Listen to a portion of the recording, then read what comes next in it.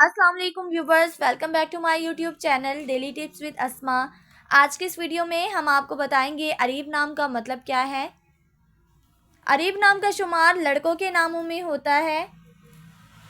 अरीब एक इस्लामी नाम है। अरीब नाम की इब्तदाई तारीख अरबी ज़ुबान से निकलती है। अरीब नाम के अफराद के लिए खुशकिस्मत नंबर 6 माना जाता है। माहिरीन के मुताबिक अरीब नाम के लड़के बहुत बहादुर होते हैं। अरीब नाम का मतलब है अक्लमंद, ज़हीन। अरीब नाम के लड़कों के लिए खुशकिस्मत दिनों में जुमेरात और मंगल का दिन शामिल है।